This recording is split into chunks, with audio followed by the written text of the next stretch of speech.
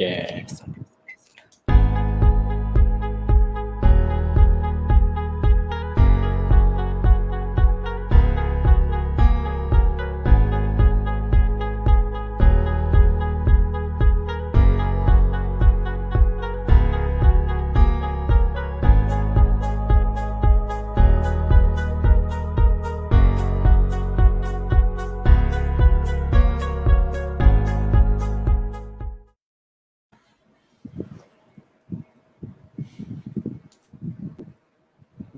Letusan cinta goresan tinta, penyuluh kata semara lasas darah Melayu di persada dunia. Ya Allah,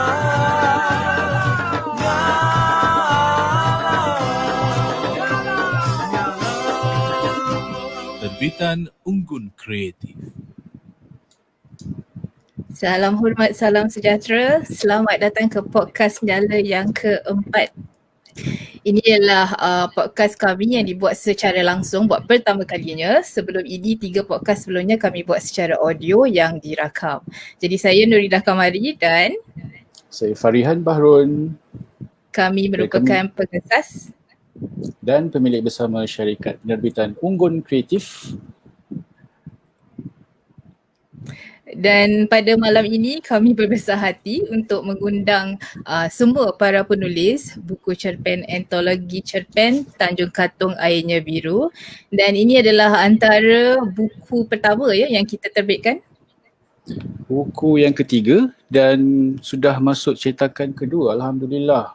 Harap-harap cetakan kedua ni akan laris lah dan akan masuk ke cetakan ketiga. Terutama sekali apabila sekolah buka lah, insyaAllah. Ya, cetakan pertama sebanyak 1,000 naskah pada tahun 2017 yang habis dijual dalam beberapa bulan gitu kan. Banyak sekolah yang beli. Dan kemudian cetakan kedua juga dalam 1,000 naskah, cuma tinggal beberapa 200-300 saja yang tinggal.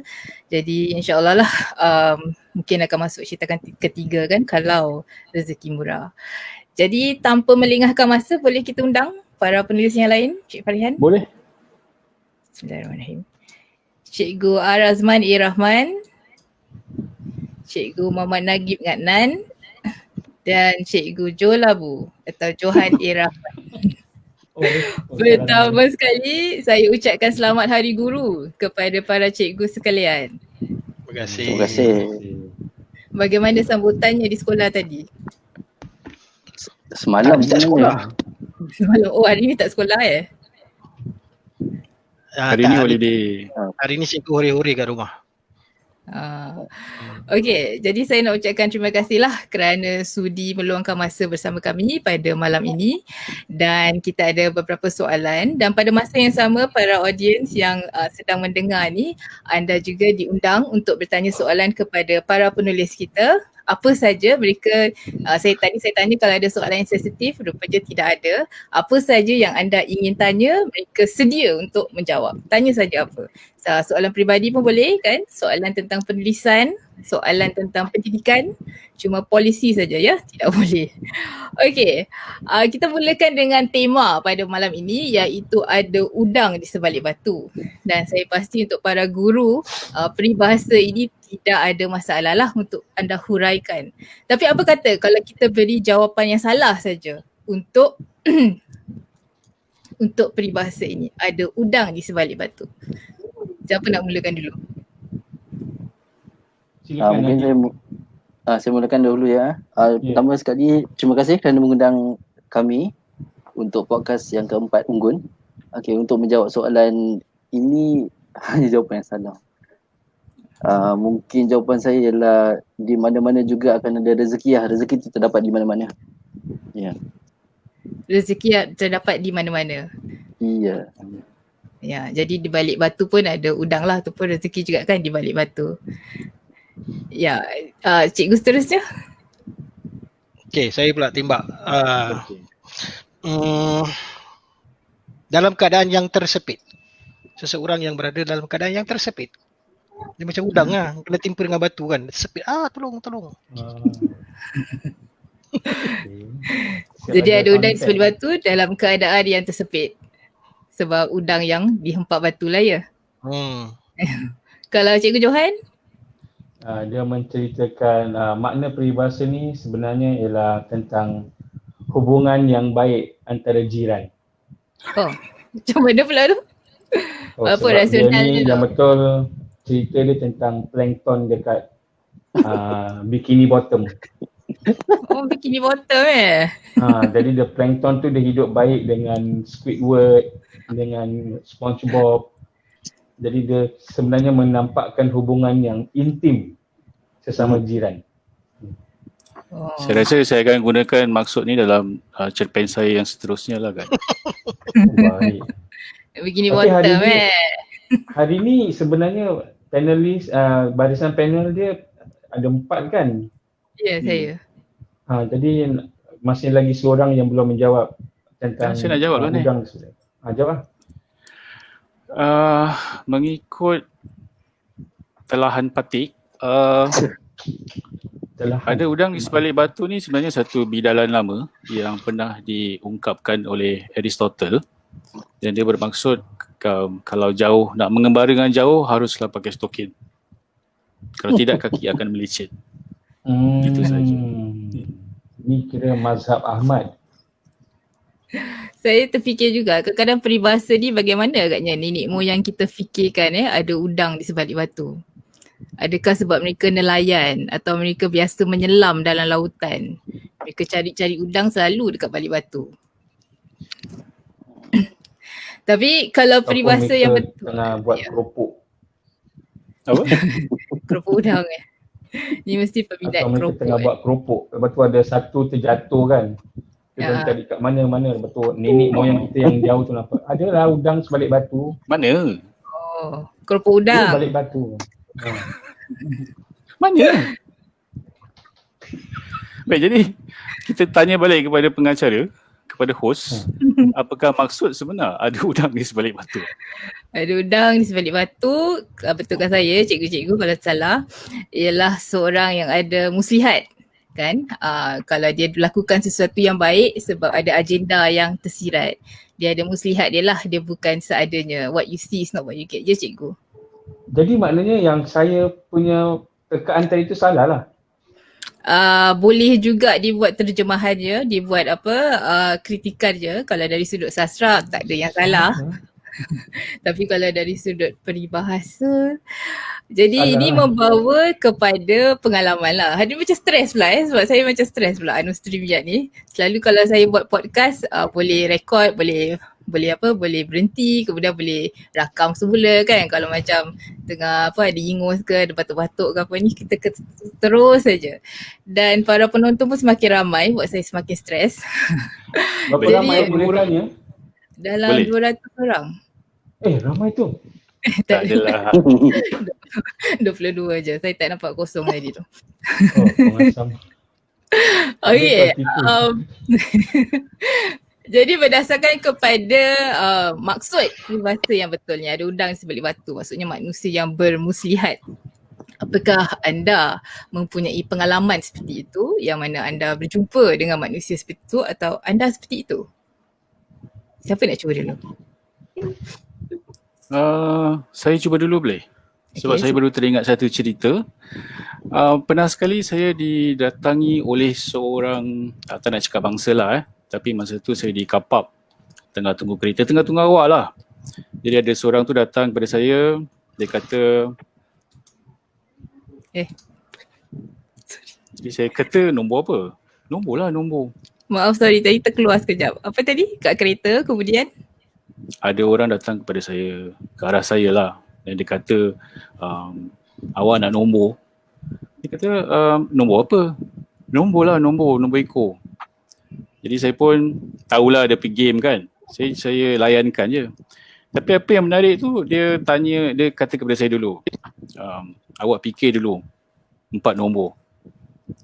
Kemudian dia berbual dengan saya tak ingat cerita apa, tapi dia berbual, dia tulis atas kertas kecil, dia gumpal-gumpal, kemudian dia suruh saya buat apa, kemudian saya buka, kertas tu itu nombor 4 nombor yang saya tengah fikir tadi.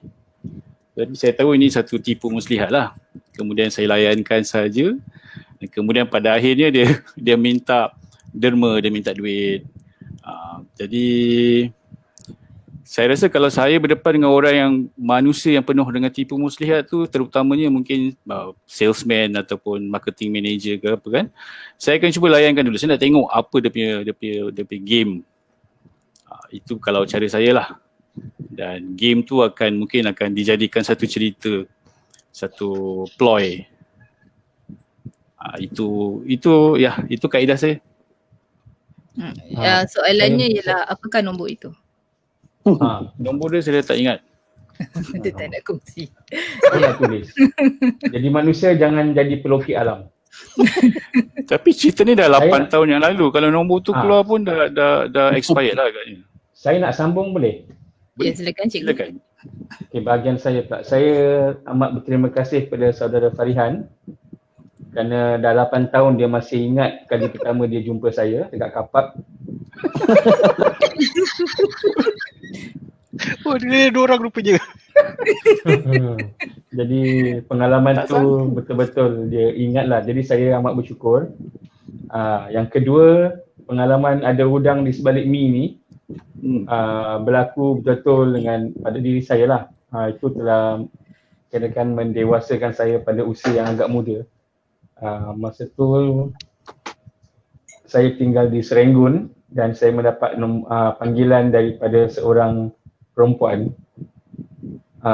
Mungkin dia kata dia meminati saya apabila saya muncul di televisyen, dan dia macam terpegun saya seorang yang lucu dan sebagainya. Kita berbual dalam masa 20-25 minit je. Lama. Saya pun macam, sebab saya paling tak ada dapat peminatnya kerana bentuk badan saya dan muka saya yang dah tak boleh diubah elok. Jadi tahun bila ni cikgu? Ni tahun gajah. Kejap kalau saya dalam 8, masa tu Tanjung Katong tak salah saya. Oh, masih muda remaja. Jadi mungkin 15-16 ke paling tidak pun, saya rasa 15-16 lah. Okey.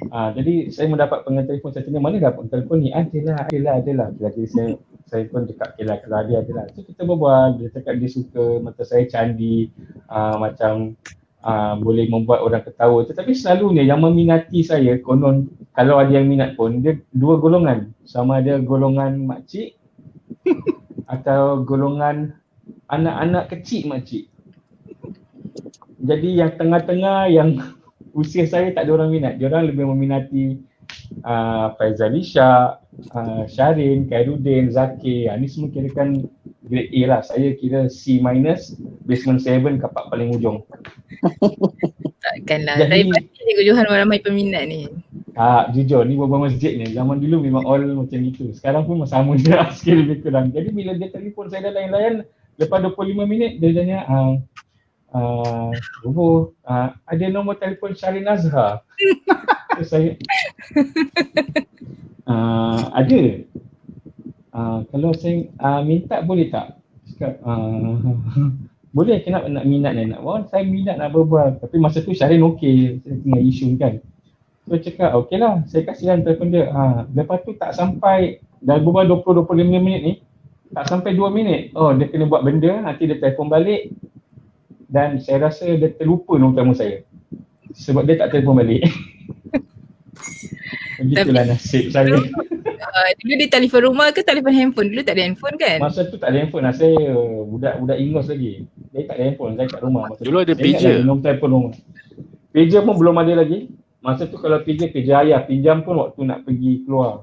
Ujung minggu kita kan sengaja pakai pager Singtel. Jadi waktu itulah saya ingat lagi dekat Serenggun tu. Masa tu nombor telefon saya 288-2795.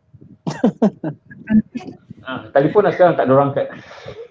Kita ada komen ni daripada saudara Muhammad Fahmi. Saya rasa ni untuk Farihan. Dia tanya beri duit tak kepada Bobo? Sebab nombor dia tak keluar jadi tak jadilah beri. Tak, saya sebenarnya terima kasih Fahmi. Sebenarnya kalau dia kasih pun saya tak nak. Saya tak terima sebab ni semua ikhlas. Halal 4 nombor tu halal. Dan daripada Nurul Ain, dia kata Cikgu Johan moonlighting. Moonlighting masa Tanjung Katong ya? Kalau Tanjung Katong tu kirakan saya pelajar. Jadi kalau saya nak moonlighting kira seperti kakak saya.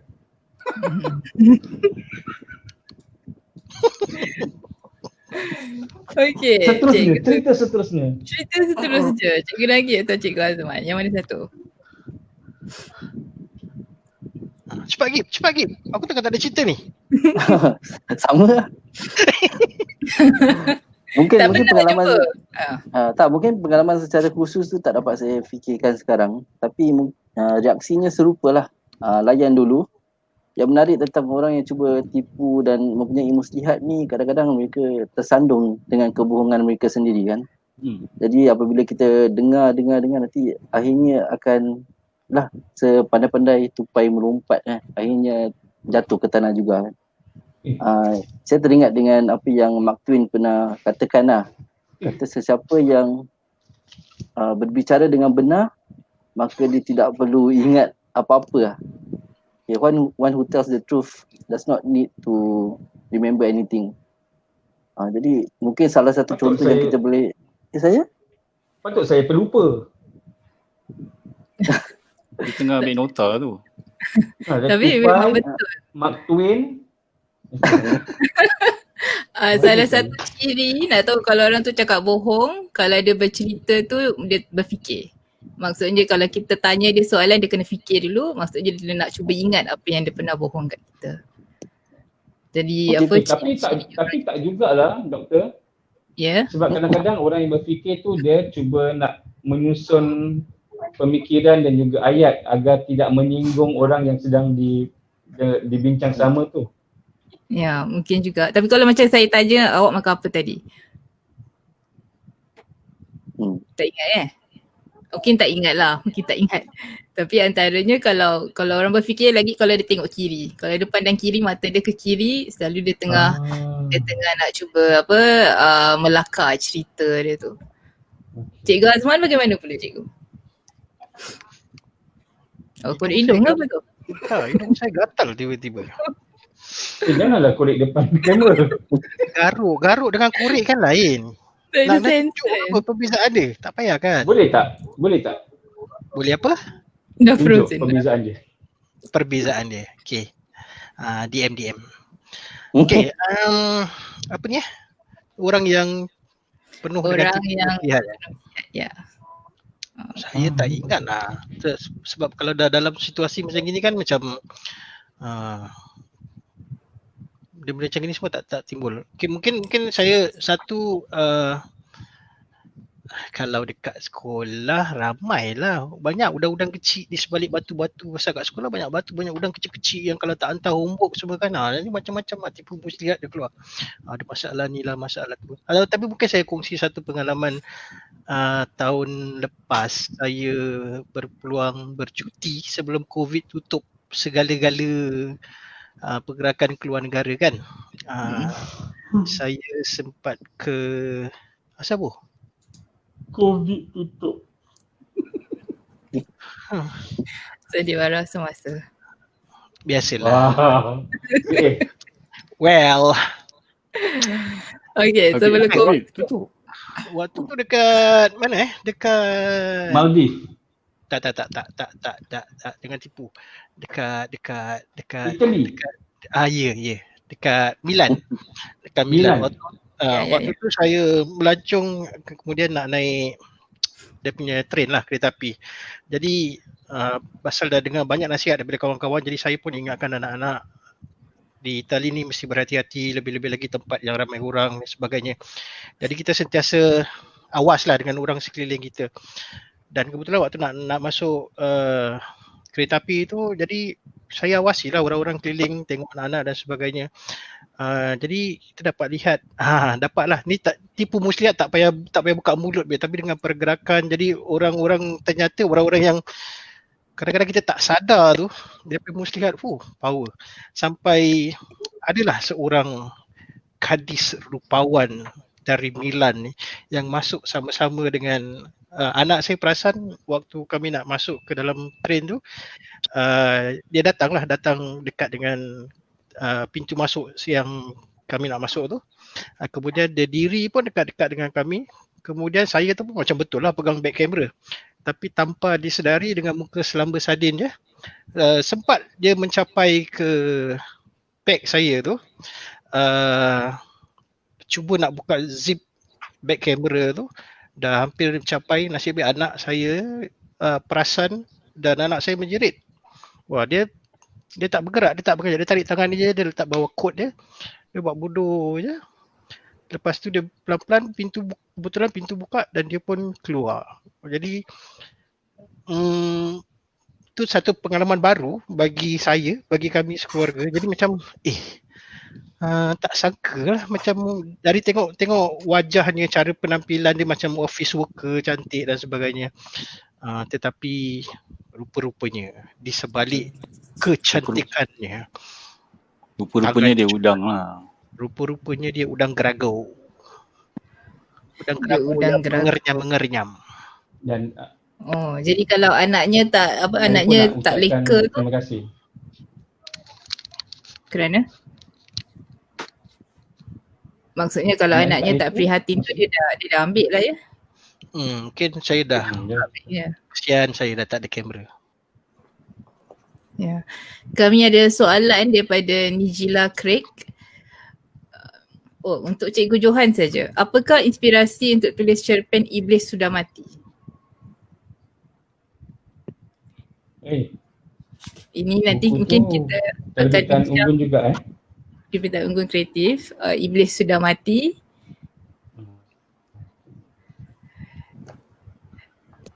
Iaitu dalam cerita ni Iblis sudah mati kan, dan kemudian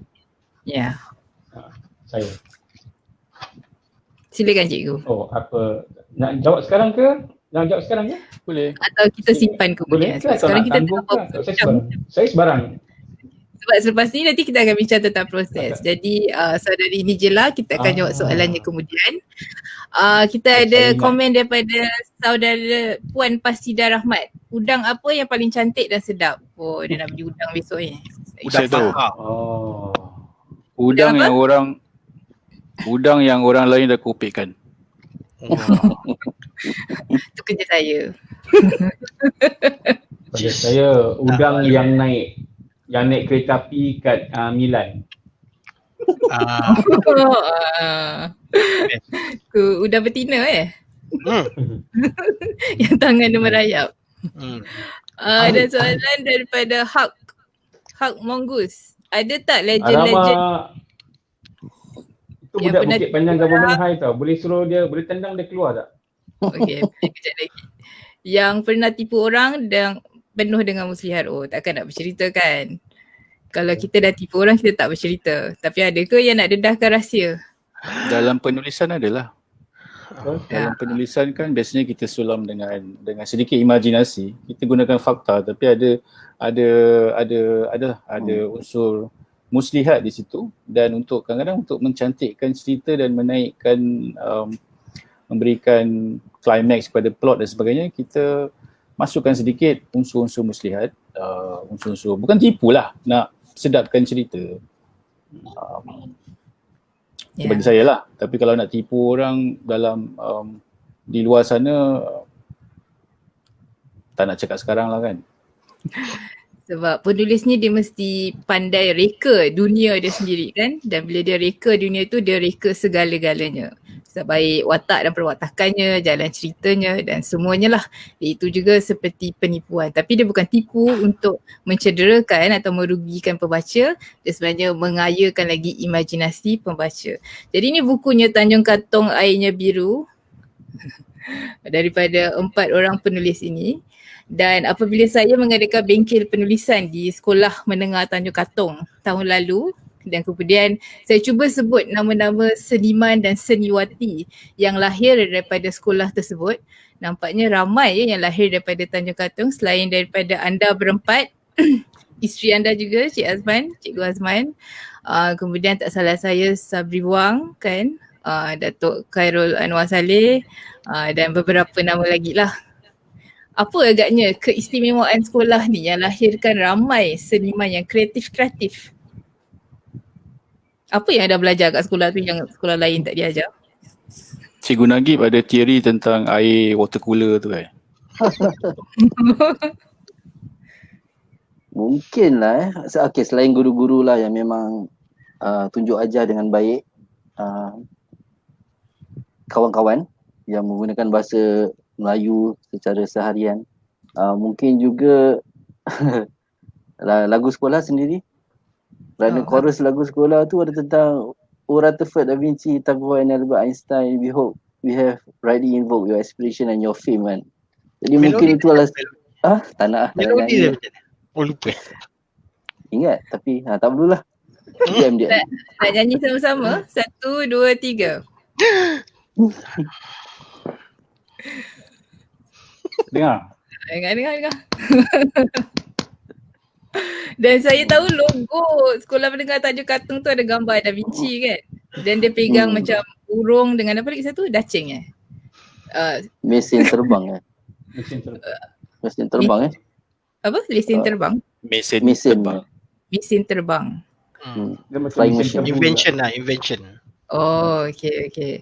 Jadi dia gabungkan left brain dengan right brain kan. Dia gabungkan sains dan juga seni jugalah di situ. Sebab kalau kita lihat seniman-seniman ya di Singapura, ramailah yang daripada Sekolah Menengah Tanjung Katong ni. Dan pastinya selain daripada para guru, mesti ada sesuatu yang lain sikit dalam sekolah ini yang dapat melahirkan individu-individu yang kreatif, bukan saja kreatif tapi berjaya dalam industri kreativiti itu. Dan anda semua antara contoh-contoh yang terbaik. Jadi kita masuk kepada proses menulis. Mungkin kita mulakan dengan Cikgu Johan. Kita ambil soalan tadi daripada Nigella Craig. Oh, dari mana agaknya ni? Orang putih lah tanya. Orang putih Nigella yang masak tu ke? Siapa pun Nigella. Tapi dia boleh. Dia Milan. Ya? Ke dia dari Milan? Oh ni yang dari Milan, yang udang. Gurau je puan Nigella. Kepada Cikgu Johan, Cikgu Johan je, apakah inspirasi anda untuk cerpen Iblis Sudah Mati? Saya rasa mungkin kalau mungkin ini pendapat peribadi, tetapi saya berpegang pada hakikat yang kadang-kadang sebagai seorang penulis tu mereka mudah tersentuh. Jadi ada apa-apa yang berlaku kalau tidak yang menggusarkan ataupun tak menyedapkan hati, itu boleh menjadi pencetus untuk menjadi dia punya catalyst dia tu kan untuk menghasilkan sesuatu. Untuk Iblis Sudah Mati ni sebenarnya berlaku ketidakadilan pada masyarakat yang tertentu apabila ditindaslah atas sebab mereka beragama Islam dan sebagainya, dan penindasan itu berlaku begitu kejam sekali sehingga saya mengatakan ini bukan bisikan syaitan yang mendorong dia untuk melakukan dia. Ini memang sebenarnya kezaliman yang ada dalam hati itu sendiri. Jadi mereka tak perlukan pun sebenarnya syaitan untuk berbisik untuk menggoda anak Adam, untuk mengatakan yang kamu boleh lakukan ini. Tak payah sebab hati mereka tu sendiri dah hitam. Jadi berdasarkan yang sebegitu, contohnya penindasan yang berlaku di sebahagian negara, sebahagian kawasan di negeri China itu sendiri terhadap orang-orang Islam, apa yang berlaku, ataupun mungkin di Palestin dan sebagainya, ataupun kita dapat lihat mungkin pembunuhan kucing di Yishun. Macam mana saya terfikir macam mana syaitan tu boleh berbisik pada orang tu sehingga orang tu sanggup melakukan perkara-perkara itu. Saya tak perlu pun. Mungkin dia ni dah memang kira dah tak dapat dibantu lagi lah. Jadi dari situ je daripada contoh itu saya cuba kembangkan sehingga berlakunya terhasilnya cerpen yang itulah yang tak saya ada ni.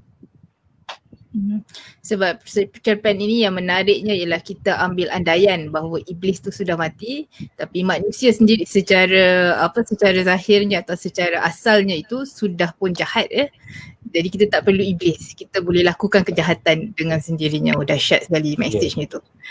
Dan soalan seterusnya daripada Cikgu Erna. Assalamualaikum. Waalaikumsalam. Apakah sumber inspirasi anda untuk berkarya?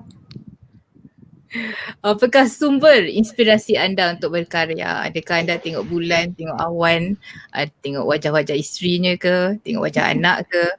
Apakah sumber inspirasi? Kita mulakan dengan Cik Farihan. Awak tengok wajah saya ke tidak? Tengok wajah isteri-isteri. Sensitif. Sumber inspirasi untuk saya, jawapan yang klise mungkin, ni klise lah perlulah membaca.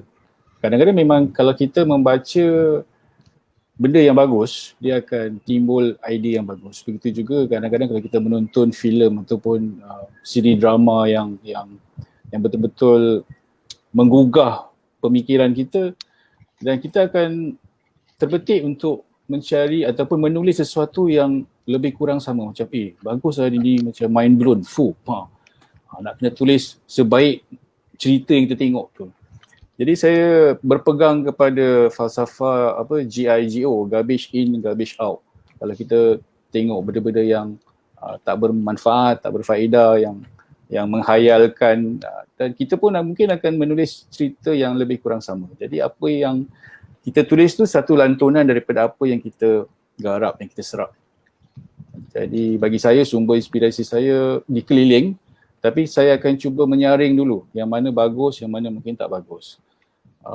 Itu terpulang pada cita rasa lah masing-masing, apa yang dianggap sebagai bahan ataupun bahan yang baik lah ya. Jadi itu sumber saya. Terima kasih Cikgu. Ya, jadi sumbernya daripada pembacaan dan juga tontonan TV dan sebagainya kan. Ya, bagi Cikgu Nagib bagaimana pula? Apakah sumber inspirasi anda dan proses anda menulis lah? Waalaikumsalam untuk menjawab Cikgu Erna. Bagi saya serupa juga daripada pengamatan dan juga bacaan. Macam baru-baru ni saya asyik kembali kepada ilmu-ilmu hitam, India, Hindu lah, ilmu-ilmu falsafah seperti bahasa Sanskrit dan juga cara mereka mempunyai pemikiran dari segi aritmetik lah. Jadi mungkin itu akan dijadikan satu sumber karya yang akan datang. Tapi selalunya juga inspirasi ni pelbagai, datang dari banyak sumber. Mungkin kehidupan, mungkin keluarga, mungkin isu-isu semasa. Apa yang saya serapi atau pada waktu tu saya terasa amat terkesan dengan sekeliling, itu akan menjadi satu pencetus untuk menulis atau menghasilkan sesuatu untuk menyuarakan apa yang ada dalam isi hati. Apa yang menarik tentang ilmu India ni sekarang? Macam baru semalam saya tertonton satu dokumentari tu, bagaimana dia telah mengkaitkan nombor atau sequence Fibonacci tu dengan ilmu Sanskrit lah. Yang mana rentak irama, perkataan lagu dan guru tu sebenarnya datang dari perkataan Sanskrit yang menunjukkan kepada nota pendek dan nota panjang. Jadi lagu tu adalah nota pendek dan guru tu merupakan nota panjang lah dalam bahasa Sanskrit. Dan kemudian bagaimana dia kaitkan konsep tu dengan the Fibonacci sequence. Jadi saya memang suka dengan benda-benda gini sebenarnya. Ilmu-ilmu yang dah mungkin terlupa. Jadi saya cuba untuk celikkan diri sendiri kembali. Kemudian cuba hasilkan untuk kongsi bersama masyarakat lah tentang benda-benda yang dah jarang-jarang didengar gitu. Ya. Sebab kalau cerpen-cerpen Cikgu Nagib memang selalu dikaji dengan baik ya, well research, dan selalu dia ambil dapatan-dapatan ataupun ilmu-ilmu yang kita dah lama tak dengar ataupun belum termasuk pun dalam sastra Melayu lah, termasuk ini kirakan ilmu-ilmu daripada India dikaitkan dengan Fibonacci, sebelum ni daripada kitab Injil ya, daripada kitab-kitab lah yang lama-lama dibawa kembali dan diceritakan dalam bentuk sastra Melayu moden, dalam bentuk sastra Singapura. Kalau Cikgu Azman bagaimana pula? Apakah inspirasi anda? Okey, lebih kurang sama jugalah. Antaranya saya seperti Farian juga. Kalau Farian garbage in, garbage out, saya juga berpendapat untuk menghasilkan satu output yang baik, kita perlukan satu input yang baik juga.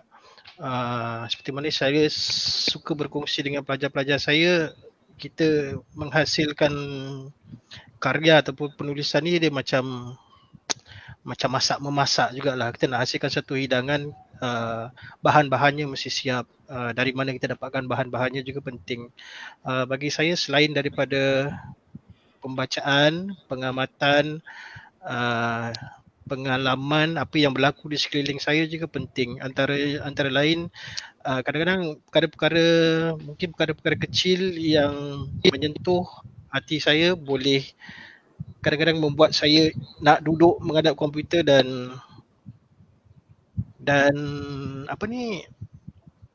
mengulahkan satu cerita berasaskan apa yang saya lihat tu. Adakah cikgu seorang yang sensitif? Adakah berjiwa halus? Saya orang halus sebenarnya. Selalu penulis dia sensitif walaupun dia tak nak mengaku dia sensitif, maksudnya jiwanya cepat terguris ya. Saya tak tahu macam mana nak jawab lah. Tapi saya rasa mungkin jugalah. Mungkin. Selalu menangis? Penyu menangis siapalah tahu. Katong kan? Ya, katong tu bermaksud kan? penyu. Jadi sebab tu kita ada 4 penyu di sini lah. Mereka Teenage Mutant Ninja Turtles. Jadi katong. Jadi penyu menangis siapa yang tahu. Betul tadi tu. Kita ambil satu lagi soalan. Cikgu Johan sedang ambil nota. Daripada Gordon. Cerpen. Penyu menangis siapa yang tahu. Cikgu Nur Ain.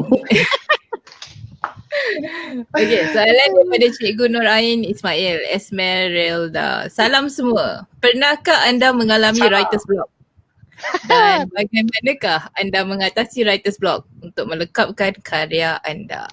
Writer's block ni pernah tak? Saya rasa semua penulis pernah alami. Soalannya ialah bagaimana anda mengatasinya? Saya punya writer's block selalu in block letters. Jadi bagaimana anda nak atasinya? Tukar font? Okey lah, kalau writer's block seperti kata Dr. Nurida, siapa saja yang menulis akan melaluinya. Jadi kadang saya rasa nak paksa-paksa pun kadang-kadang dia kalau tak nak keluar juga. Kadang-kadang saya letak tepi, saya buat kerja lain. Tengok drama Korea ke kan. Tengok YouTube ke dan sebagainya. Ataupun mungkin saya tinggalkan 1 hari, 2 hari, 3 hari. Kadang-kadang saya tinggalkan terus. Sampai bila tengok balik ni tahun 2017 kemarin buatlah. Boleh berkongsi kemarin. 2017. Okey, dah tertinggal langsung. Tu mana dia dah blok 3 tahun. Kalau BTO lah. Dia terus jadi goblok. Itu BTO belum siap tu. Tu masalah. Dia boleh tak membantu kalau ada deadline, cikgu? Yes. Bagi saya tu sangat membantu. Lebih-lebih lagi kalau deadline dia 2359. Tak kira lah hari apa. Asal dia 2359 aja. Dia kelang kabut lah. Kadang-kadang tapi dia akan siap 0001, 0002. Dia tetap tak 2359 juga. Tapi dia siap. Tapi kalau bagi saya tu bila seperti saya cakapkan tadi, kadang-kadang apa yang saya cuba hasilkan kadang-kadang tersangkut. Tapi jadi bagi saya kalau saya dapat menghabiskan satu karya, itu satu kepuasan dia. Ya Allah. Bagus tak bagus belakang kira lah. Tapi bagi saya itu satu, maknanya dari titik permulaan tu saya dapat sampaikan ke titik penghujung dia, bagi saya itu satu pencapaian lah. Satu nikmat ya. Nikmat Masya dia, Allah. betul-betul. Nikmat dia. Kalau Cikgu Johan bagaimana? Anda mengatasi writer's block. Sebab anda ni begitu produktif. Saya rasa anda antara penulis Singapura generasi kita yang paling produktif. Ada saja karya dan kita tahu anda sibuk. Maksudnya anda bukan saja bekerja, mengajar atau di kementerian, bukan saja menulis, tapi anda juga kibarat kan, kemudian bukan saja sebagai pemain atau penulis tapi sebagai penganjur dan bermacam organisasi kan yang anda melibatkan diri anda. Jadi bagaimana tu anda dapat mengatasi writer's block? Sentiasa ada idea. Sebab Cikgu Johan dia vending machine. Masuk 20 sen keluar. Masuk 20 sen keluar. Kalau 50 sen keluar lebih sikit. Okay, bye. Kalau saya masuk RM1. Tengah interview pun dia tengah tulis cerpen tu tadi. Tu lah. Tu. Ikat dalam lepas ni otak tak. Jadi sajak tu. Ujung bulan dia hantar manuskrip ke Unggun. Tinggal nak scan, lepas tu hantar berita harian je. Nampak dia Confirm buka tak layan. kepak. Nampak dia buka kepak. Yeah. Okey. Soalan daripada Cikgu Nur Ain ni. Itu jawapannya Cikgu Nur Ain, anda kena buka kepak macam tu. Bagaimana anda atasi writer's block? Macam mana saya nak cakap ni tengah fikir tengok kiri sebab nak memastikan yang jawapan saya ni tak menuju ke arah riak lah. Tapi kalau saya kalau dah dapat idea tu, saya cuba hasilkan bila dah sebab benda tu benar-benar terkesan. Mungkin hati saya ni rapuh lah. Jadi bila saya rasa macam nak kena cakap macam mana ni, saya akan tulis. Dan saya selalunya akan siapkan first draft tu dalam masa yang terdekat lah. Tu terus siapkan macam itu, lepas tu saya cek balik spelling yang confirm ada banyak salah. Lepas tu selalunya akan dah siap. Yang menjadi writer's block bukan lebih daripada sumber ilham, lebih kepada motivasi. Contoh dia macam ada orang menyakitkan hati ke. Itu yang tu jadi gangguan tu pada saya. Lama tu saya dah tak ada. Kalau tak ada saya bergerak cepat jugalah. Jadi blok dia tu datang daripada gangguan eksternal ni macam alamak apa pasal macam ni. Maksudnya gangguan emosi lah ya. Ya. Ya, gangguan jiwa ya. Tapi dari internal belahan jiwa daripada orang luar kan. Maksudnya dalam diri tu ada kekuatannya lah. Saya cuba persevere lah, saya cuba habiskan. Sebab tempoh hari pernah ada dalam pelancaran ada orang pernah tanya, Cikgu Johan kalau buat cerpen berapa lama? Jadi pada saya cakap jujur, saya cakap selalunya dalam 2 jam lebih, 3 jam. Tapi tiba-tiba semua orang wah, tu saya betul, hebat. Orang hebat lain. Betul? OHL. OHL, hashtag OHL. Dah saya nak buka baju. Nak kepak buka baju dah jadi channel lain dulu. Jadi saya cuba yang baru-baru ni saya cuba buat hasilkan satu ayah kat mana cerpen yang dihantar ke berita harian. Saya cakap ni idea ni sangat rapat di hati saya. Saya nak cuba timing dan betul-betul pada masa tu saya dapat selesaikan bawah 2 jam, 1 jam 54. Jadi pada saya macam bila dah datang tu alhamdulillah mungkin ilham mungkin pula memang ilham tu daripada Allah tu saya tuliskan jadi agak cepat lah. Jadi tak ada gangguan masa tu, memanglah meleleh-leleh apa sebab sedih dan sebagainya, tapi hasilnya macam itu. Jadi pada saya untuk diri saya pula gangguan penulisan tu dari eksternal, dari luaran. Itu yang membuat dia blok. Itu yang memblokkan saya daripada nak terus menulis. Sebab sekarang saya ada hutang 3 benda ni. Saya macam mana, kenapa boring bila dah boring tu nanti dah tak susah lah nak tulis. Ni cabaran masing-masing lah ya, dan ni cabaran untuk Cikgu Johan, cabaran luar. Kalau Cikgu Nagib bagaimana? Writer's block.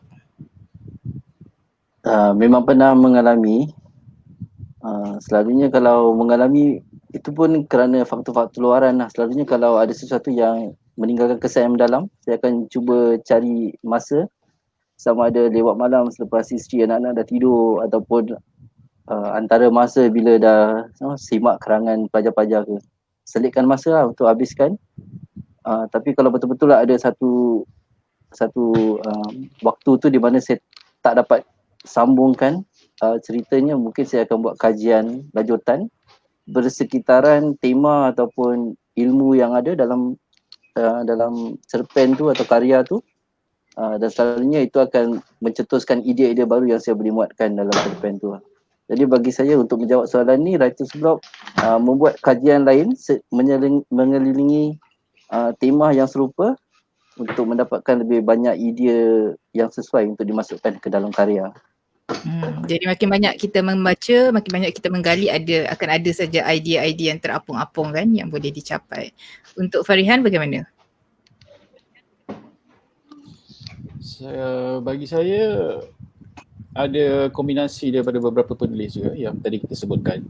Contohnya kalau macam saya, kalau ada writer's block tu jangan paksa lah, macam biarkan idea tu mengalir dengan secara natural.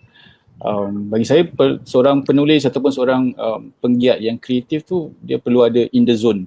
Bila dia tengah menulis tu dia rasa syok kan, itulah masanya dia tengah sedap menulis tu.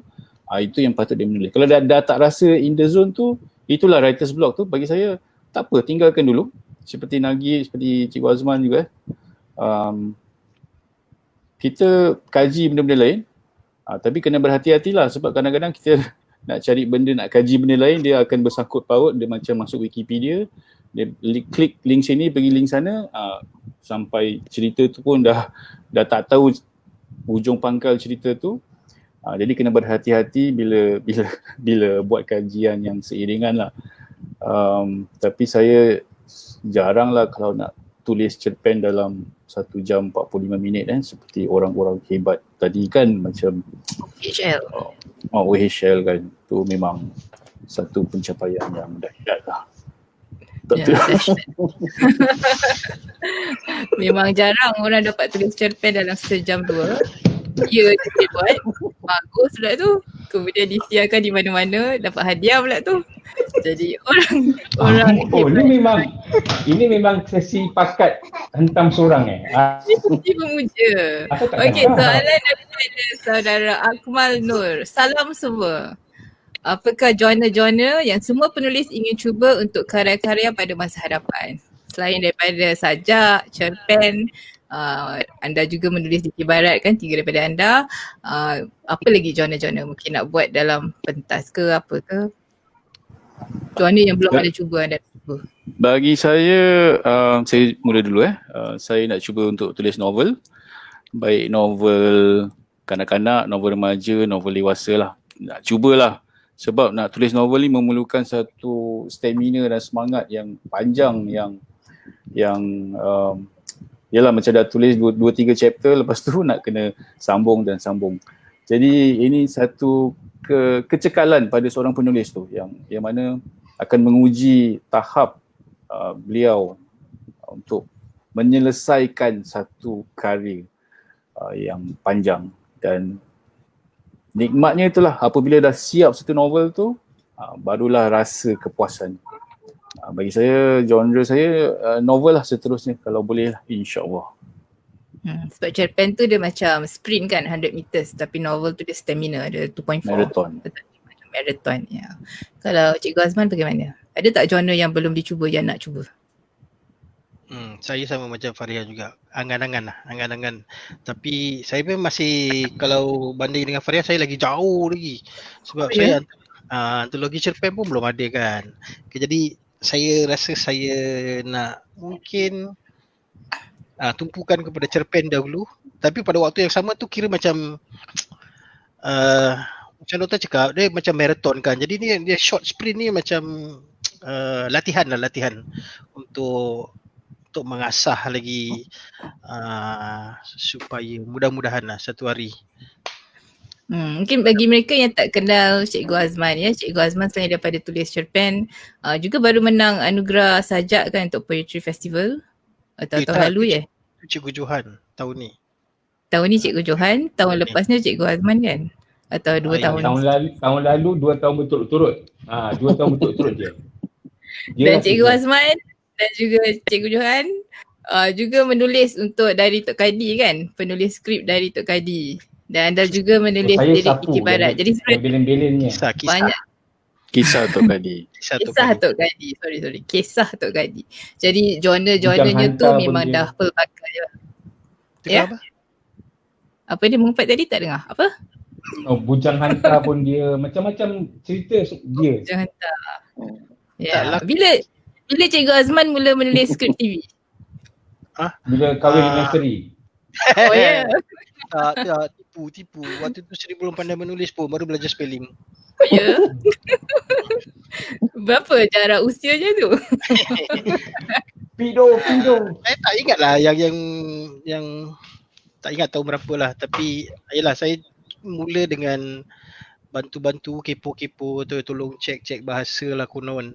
Okay, lepas tu diberi peluang untuk sama-sama satu skrip tapi 2 orang buat. Kemudian baru agaknya dia tengok percaya sikit, jadi dia.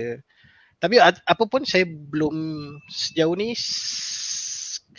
kalau skrip televisyen selalu saya bergabung dengan Seri lah. Sebab saya kalau sendiri saya rasa saya tak larat. Sebab kerja menulis skrip ni dia bukan macam tulis cerpen, duduk diam-diam boleh tulis. Dia pergi ulang alik ding dong weh, tak boleh. Jadi selalu yang saya ding aja, yang dong semua Seri. Jadi bila ada meeting ke ada apa semua saya duduk kat rumah didik. Yang lain saya buat buku je. Jadi kalau seorang saya tak larat. Tak berani. Jadi beruntung dapat teman hidup yang juga sejiwa kan? Alhamdulillah. Sama Dan Cikgu Azman juga penulis lagu di pinggiran Aidil Fitri, betul kan? Lebih-lebih. Ini untuk para penonton yang mungkin tak tahu rahsia anda R di sebalik R Azman, itulah rahsia dia. Dan Cikgu Nagib, apakah genre yang ingin anda cuba pada masa depan? Novel lah, mungkin pada jangka masa yang panjang novel. Mungkin untuk jangka masa yang terdekat ni nak cuba-cuba tulis novel remaja.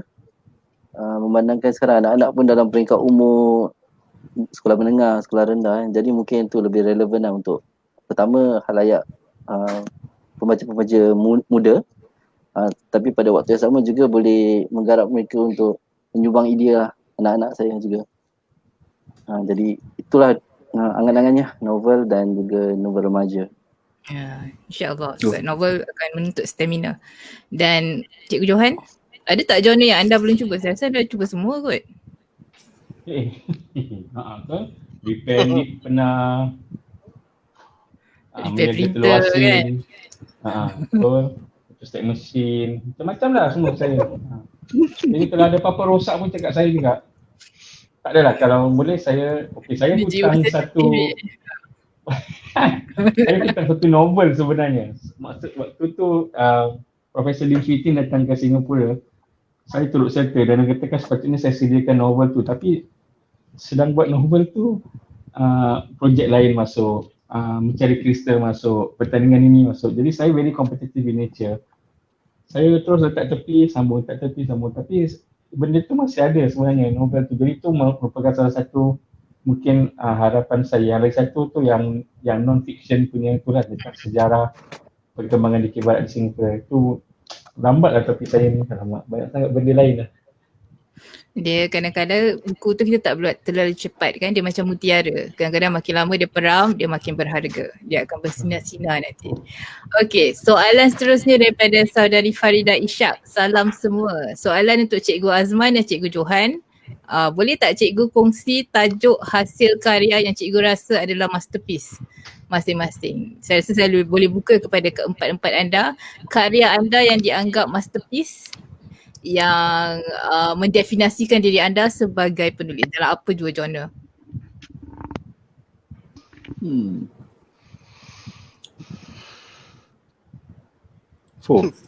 Semua tu diam. Tak terjawab. Terkesima tak terjawab. Okey, kalau Cikgu Azman saya rasa di pinggiran Aidil Fitri. Sebab saya kenal namanya melalui lagu itu. Jadi saya rasa itu masterpiece. Tapi dia sendiri sebagai penulis mungkin ada karya yang dia rasa lebih dahsyat lagi. Kita tak tahu. Bagaimana Cikgu? Oh, ini karya maknanya sebarang karya lah. Tak karya yang anda tulis lah. Tak kisah apa genre lah. Tak kisah apa genre. Entahlah, bagi saya tak ada. Bagi saya tak adalah yang masterpiece. Oh ya? Yang Mungkin favourite. bukan masterpiece lah. Yang antara yang rasanya kira first king. Kalau main Spider kira first king aman. First king Yang paling ada memory lah, ada kenangan yang lebih kuat. Kalau main Spidernya pun berapa 2-3 ekor je, nak buat tentera pun tak cukup, macam mana nak dapat king? Tak apalah. Jadi yang 2-3 ekor tu mana yang nombor 1? Jangan degil boleh tak? Okay, bye. Okay, rasa okay kalau senang cakap, kita ambil dari buku Tanjung Katong Airnya Biru lah. Kalau Tanjung Katong Airnya Biru mungkin kalau bagi saya secara peribadi Kubang kot. Bagi saya yang rasa puas hati lah antara empat tu, mungkin saya rasa Kubang yang paling saya berpuas hati lah hasilkan. Tapi pun saya rasa masih boleh dibaiki lagi lah. Tapi kalau antara empat tu Kubang. Bagaimana yang lain, Farihan?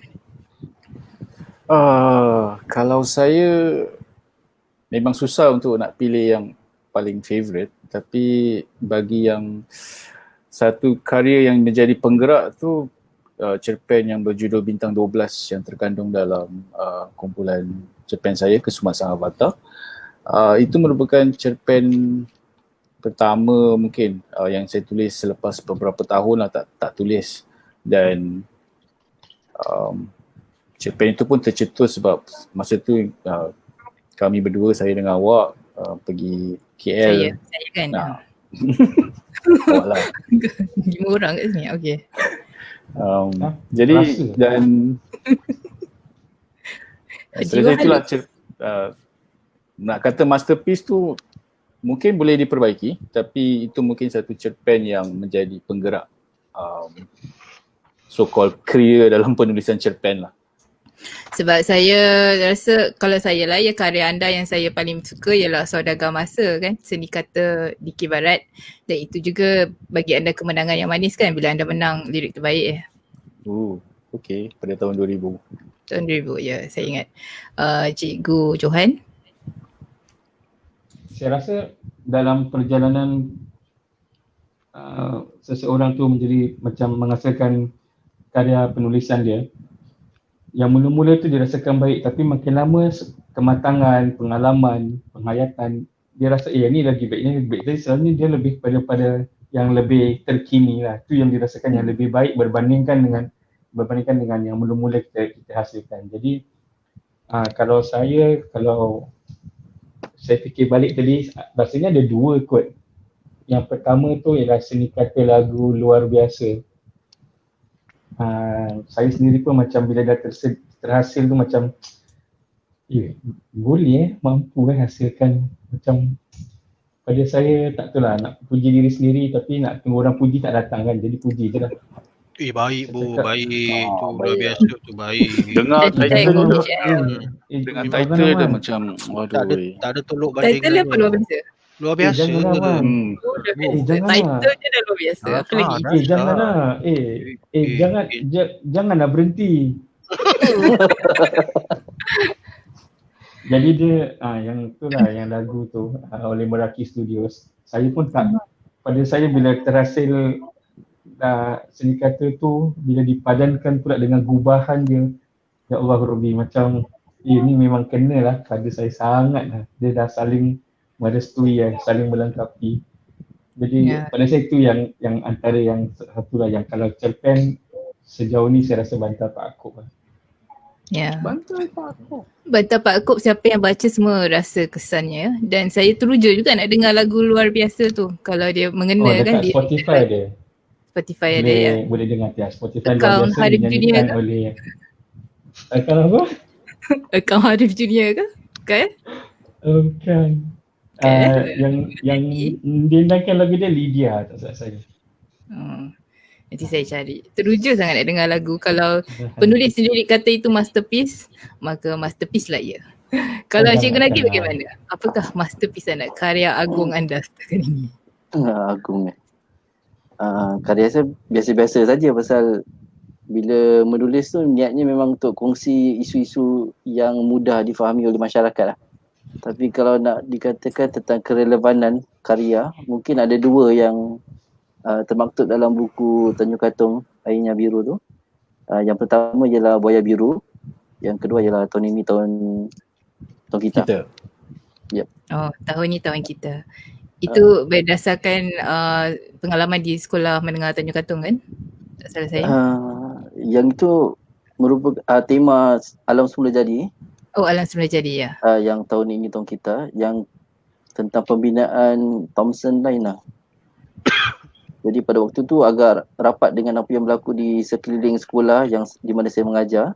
Yang Buaya Biru pula sampai sekarang ni kerana iklim dunia yang dah macam gini kan. Jadi isu atau tema yang ingin ditekankan dalam Buaya Biru tu amat relevan lah sampai sekarang. Jadi saya fikir boleh digunakan masih.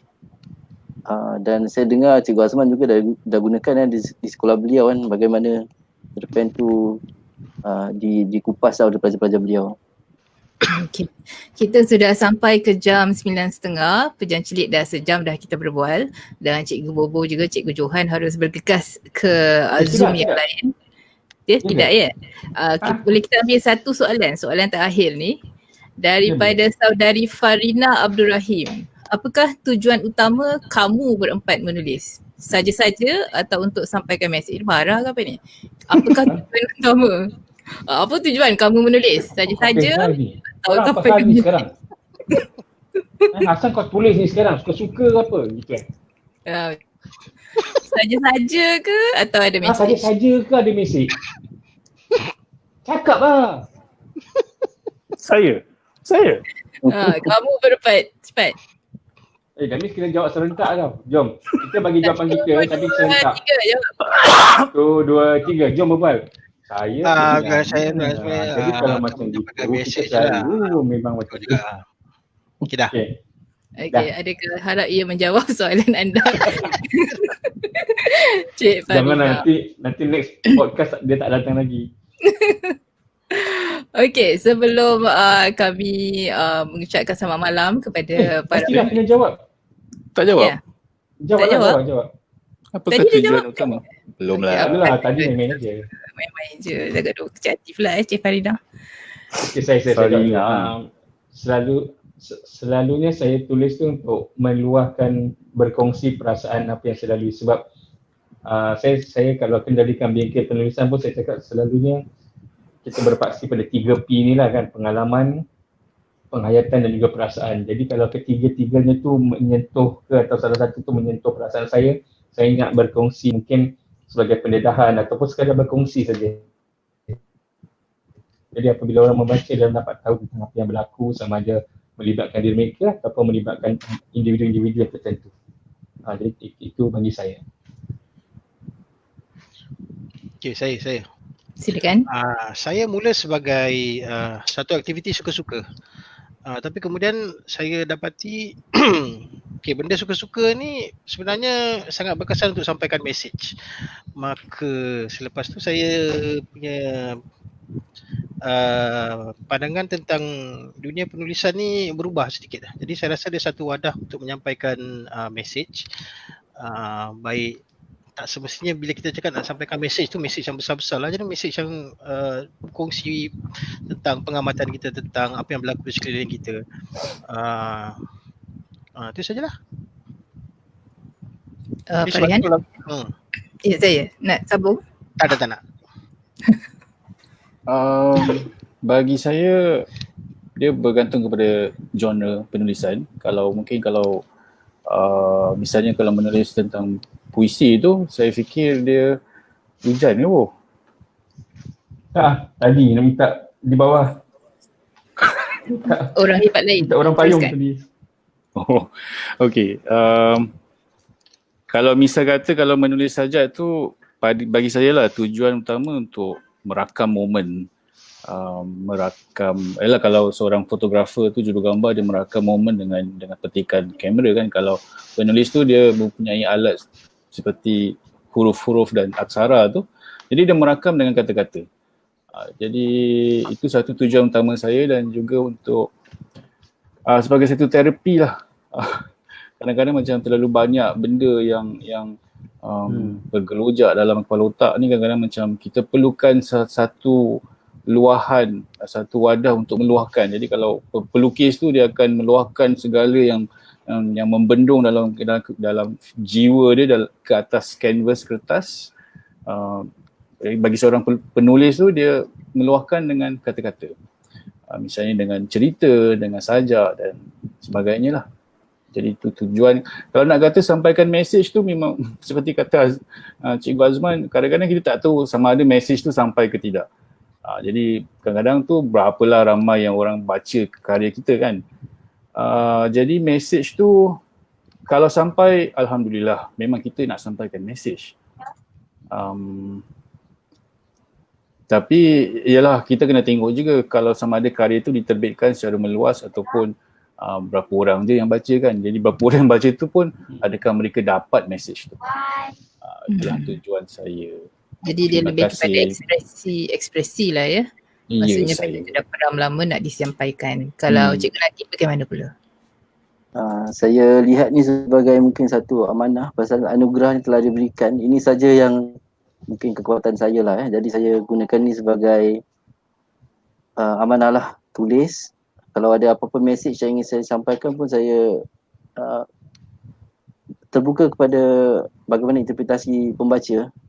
Pasal sebagai seorang penulis tu kadang-kadang kita tak boleh memaksa pemikiran pembaca. Jadi apa-apa interpretasi berdasarkan pemikiran ataupun kematangan atau pengalaman mereka sendiri. Jadi saya biarkan pada pemikiran masing-masing lah. Jadi sampaikan message dan juga untuk menjalankan amanah kot. Ya. Jadi sekarang sebelum kita tamat, saya nak tanya pada para panelis, apakah projek yang paling dekat yang awak sedang terlibat sekarang? Oh, dah tukar pengacara.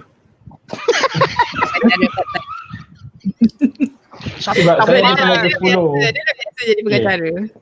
Tak lah, dia Tapi saya untuk sampai ke 10 yang betul. Kalau berhenti sekarang, nanti saya nak kena salin, nanti panas. Nanti leceh, nanti tak kena mandi lagi.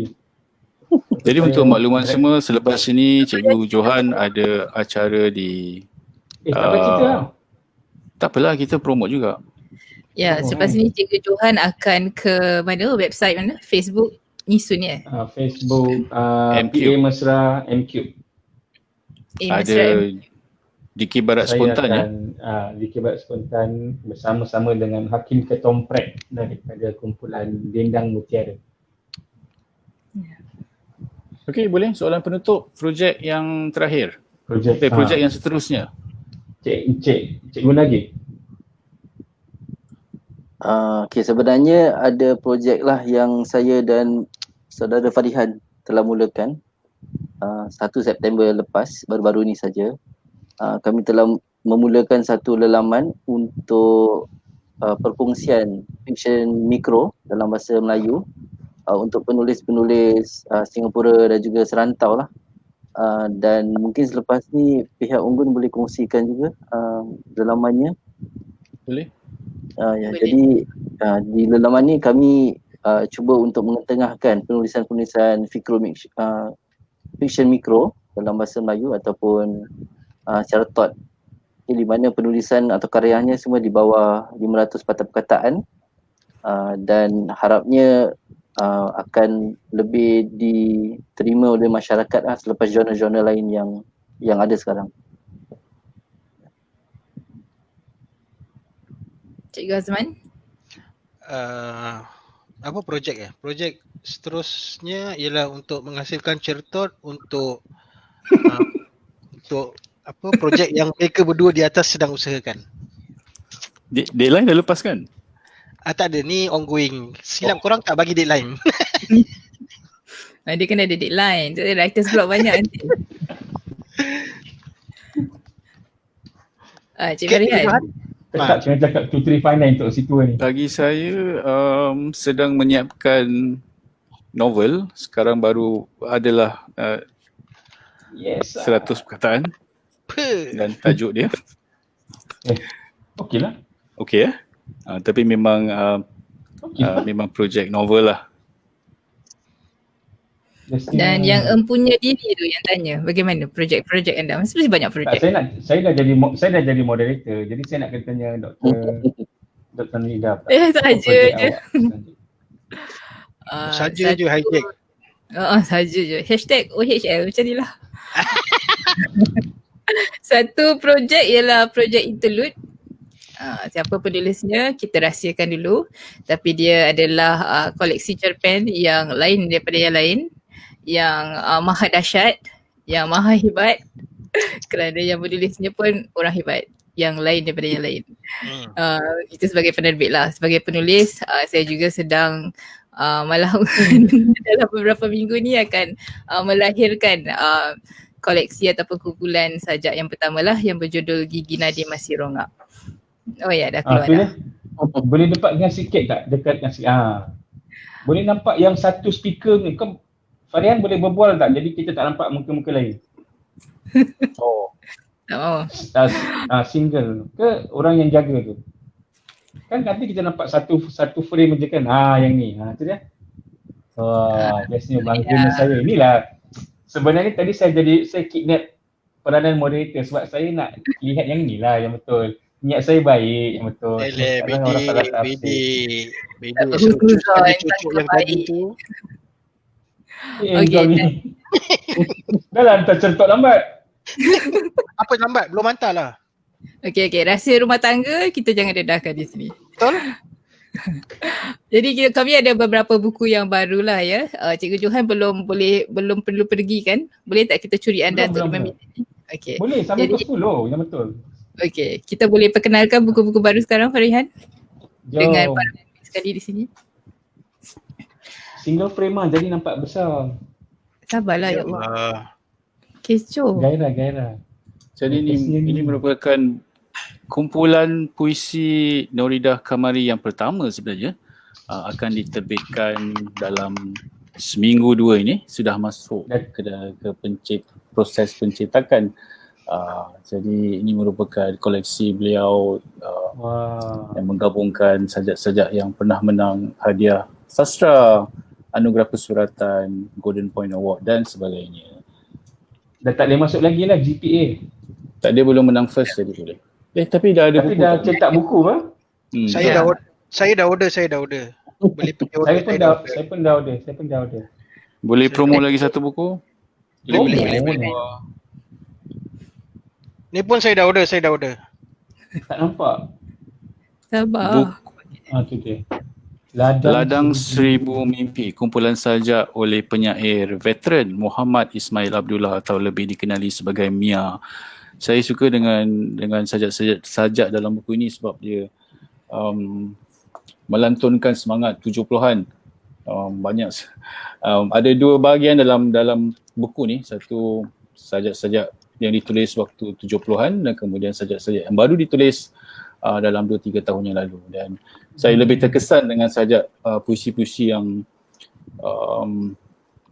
ditulis waktu selepas perang Vietnam dan sebagainya. Dan saya rasa itu salah satu tujuan tadi yang saya kata, merakamkan momen dalam sejarah. Dan saya dapat rasakan yang the feel, the vibe masa zaman tu. Sebab sajak-sajaknya contoh seperti Hello Muhammad kan, frasa-frasa yang digunakan tu kadang-kala membuat kita terkejut bahawa dia boleh berfikir di luar daripada kelaziman dan kata-katanya begitu tajam-tajam kan, begitu bersemangat. Semangat tu kita dapat rasakan daripada sajak-sajak Mia. Saya rasa dia penyair yang ke depan daripada dalam masanya tu, dalam rangkanya tu, dia penyair antara yang saya rasa paling progresif untuk generasinya. Kemudian buku ketiga daripada Muhammad Khairul Haq iaitu Anak Waktu Belajar Diam.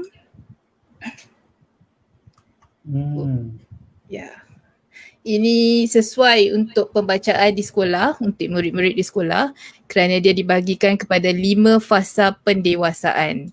Jadi bagi remaja, baik lelaki, baik wanita yang nak belajar atau nak baca sajak-sajak tentang pendewasaan sebagai teman lah ya.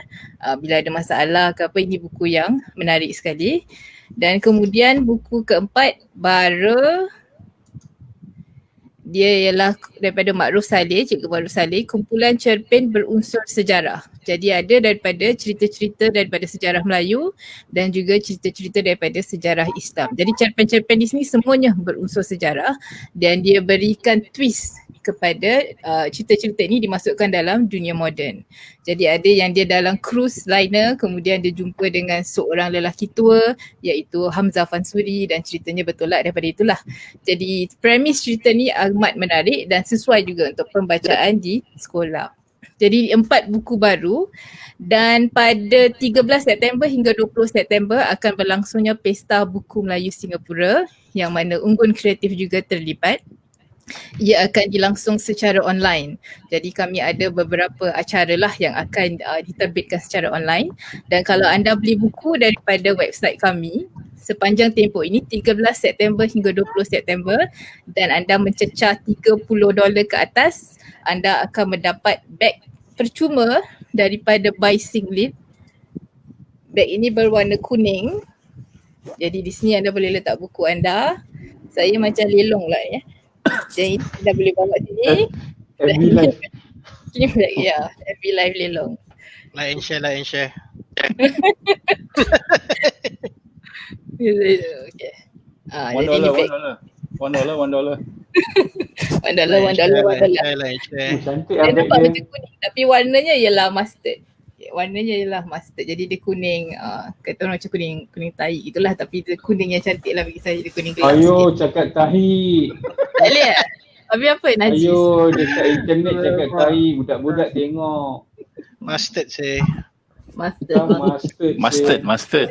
Ini percuma untuk $30 ke atas. Jadi selain daripada itu buku-buku yang baru lah yang mungkin belum sempat kami lancarkan. Salah satunya ialah Niskala, iaitu novel grafik yang ditulis oleh Farihan dan dilukis oleh Syarif.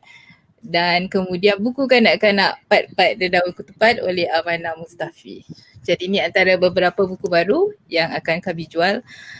Memang sudah ada pun dalam laman kami tapi jika anda beli sepanjang Pesta Buku Melayu Singapura, anda akan dapat beg percuma. Nak tanya kalau beli menggunakan voucher boleh? Okay. Bagi para penulis di bawah Unggun memang anda mempunyai diskaun penulis dan untuk anda yang mempunyai diskaun penulis kami ambil harga bersih lah. Maksudnya kalau anda beli dalam 30 ke atas sebab buku-bukunya pun dalam lebih kurang 12, ada yang 15. Jadi akan cecah 30 jugalah. Kalau tak pun kalau ada bilin-bilin kita kasih je. Ya, maksud saya ada terima voucher untuk singlet ni. Jadi boleh gunakan voucher tu. Boleh, memang boleh. Boleh gunakan voucher Buy Singlet. Voucher tu ada nombor kan, ada kodnya kan? Ya, ada butiran lanjut akan di saya. Macam mana anda dapat vouchernya ya? Ni pemenang NPF. Oh ya, tahniah. Maaf, tahniah. Lupa. Ya, jadi vouchernya pun dikira sebab vouchernya nanti kita pun redeem lah kan, kita akan dapat wang dia juga. Kita takkan dapat voucher kertas. Stress. Doktor, buku-buku tadi semua dah ada dalam pasaran Sudah ada dalam proses cetakan dan kami akan lancarkan atau akan mula jual sepanjang Pesta Buku nanti.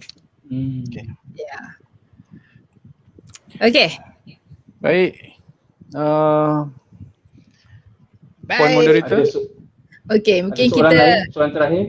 Soalan terakhir dah tak ada komen. Saya rasa audience pun boleh tahan tadi audience macam 40 lebih. Saya rasa Alhamdulillah.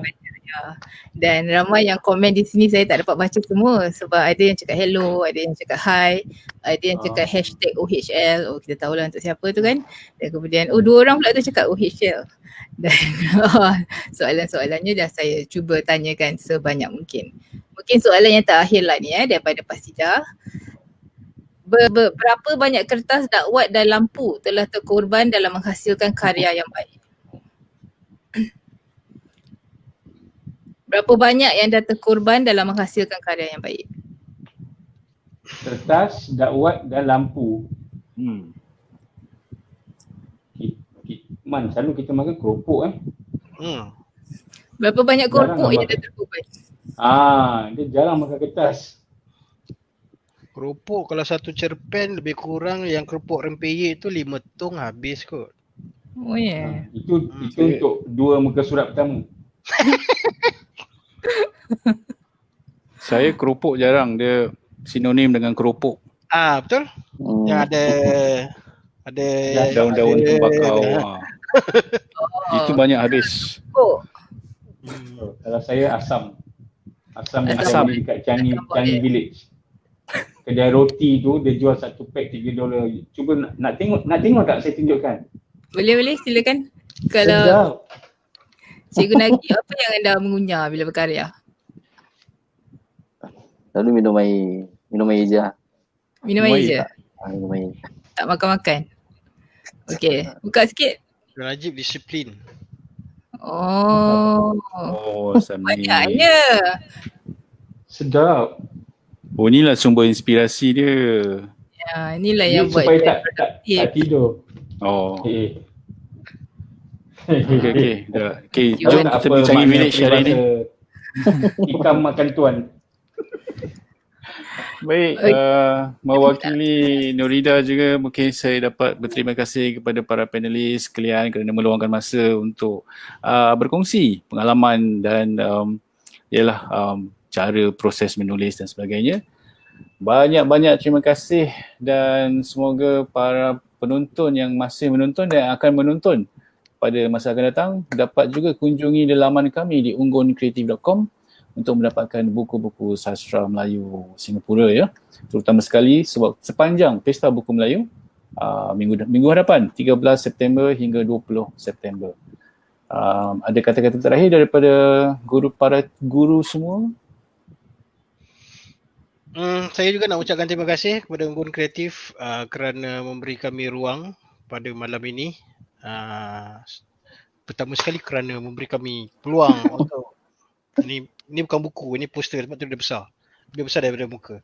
Okey, kerana beri peluang untuk berkarya, untuk kami lihat karya-karya kami tercetak. Dan hari ini diundang pula untuk berkongsi pengalaman dan selain Tanjung Katong Airnya Biru, saya rasa banyak juga peluang-peluang lain yang diberikan kepada saya khususnya dalam projek-projek bersama dengan Unggun Kreatif. Jadi terima kasih banyak-banyak. Sama-sama. Cikgu Nagib. Serupa juga, terima kasih kepada pihak Unggun Kreatif kerana telah mengundang kami untuk sesi ini ya. Dan selain itu juga kepada para penonton yang sudi untuk mendengar perkongsian ini. Okay, terima kasih Cikgu. Cikgu Johan. Terima kasih lah. Semua nak cakap terima kasih. Saya pun nak cakap kalau tak ada nanti saya seorang kan. Terima kasih kerana undang. Maaf kalau berbual dia kalau macam meripik lebih. Saya nak menyeru pada para hadirin yang masih bersama kami hari ini. Kalau tak ada apa-apa tu 2 minggu ke waktu cuti sekolah ke, kalau macam nak menulis cerita tu sahutlah seruan, awak pergi ke Instagram account, kemudian boleh lihat di mana boleh hantar karya awak tu. Mungkin selepas penilaian mana tu rezeki anda, siapa yang tahu. Boleh dimaknaikan, tapi bukan saja awak yang hasilkan, seluruh warga dunia yang memahami boleh sebenarnya masuk dan juga membaca hasil karya awak. Cik Farihan ada kalau menumpang buku ni untuk awak bergerai? Silakan. Ada, sebab saya tak ada wakil. Saya tak ada gerai. Tapi ceritakan yang terakhir, lepas ni dah tak ada lagi. Saya ada kurang lebih dalam tinggal bidang 300-400 saja. Jadi bagi mereka yang nak mungkin boleh berhubungan dengan Unggun Kreatif juga lah, sebab saya seringkali pun berhubungan dengan mereka. Ini cetakan yang keempat kelima? Yang keempat dah, dan terakhir dah. Tak ada lagi. Oh, limited stock ni. Ya, Tinggal 390. Ya. Buku tu memang popular dan laris terjual kan. Dia keluar je dah macam goreng pisang panas. Macam-macam orang nak beli. Dan cetakan yang keempat. Jadi memang susah untuk kita jual cetakan pertama pun sampai habis pun susah. Kita pun banyak belen untuk cetakan pertama beberapa judul. Jadi ni dah cetakan keempat, maksudnya ada sesuatu yang istimewa lah, yang kuat. Sama juga macam buku Tanjung Katong Airnya Biru. Ini cetakan kedua. Dan juga para guru pun ada terlibat dalam buku ini. Tuai Padi Antara Masak, ini juga cetakan kedua, juga tinggal beberapa ratus. Jadi mungkin bukunya, mungkin penulisnya, penangan penulis-penulis inilah yang melahirkan karya-karya yang buat orang nak baca.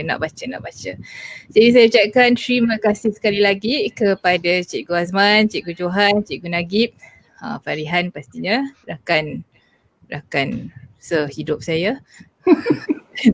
Nak cakap apa? Okay. Sehidup. Ni emoji smack hit. Okay, terima kasih saya ucapkan selamat malam dan terima kasih juga kepada audience, para penonton yang menonton kami dari tadi. Selamat malam kepada anda semua dan kita jumpa di Pesta Buku Melayu Singapura 2020. Assalamualaikum. Waalaikumsalam warahmatullahi Waalaikumsalam. wabarakatuh.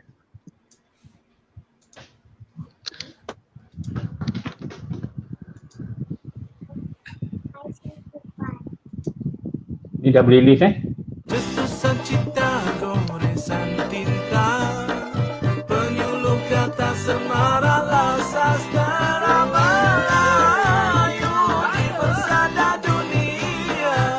Nyala.